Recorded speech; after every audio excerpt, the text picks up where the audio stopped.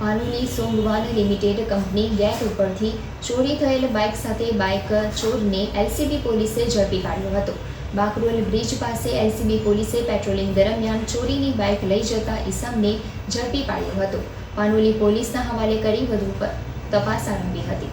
સુરતના કોસંબા ખાતે રહેતા દિગ્વિજયસિંહ કપલેટિયા અંકલેશ્વરના પાનોલી JIDCમાં આવેલ સોંગવાન લિમિટેડ કંપનીમાં કેમિસ્ટ તરીકે નોકરી કરે છે.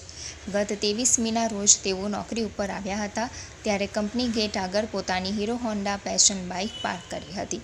એ બાઇક નોકરી ઉપરથી છૂટી ઘરે જતી વખતે લેવા જતાં પાર્કિંગમાં મળી આવી ન હતી.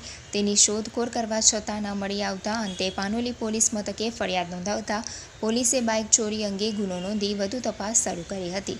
દરમિયાન ભરૂચ LCB સ્ટાફ પાનોલી વિસ્તારમાં પેટ્રોલિંગમાં હતો તે દરમિયાન બાતમી મળી હતી કે પાનોલી પોલીસ મથકના વાહન ચોરીના ગુનામાં સંડોવાયેલ ઈસમ ચોરીની બાઇક સાથે બાકરોલ બ્રિજ નીચે ઉભેલ છે તેવી બાતમીના આધારે પોલીસે વોચ ગોઠવી હતી અને બાતમીવાળા ઈસમને પકડી તેની પૂછપરછ કરતાં તેને સોંગવાન લિમિટેડ કંપની બહારથી બાઇકની ચોરી કરી હોવાનું કબૂલાત કરી હતી.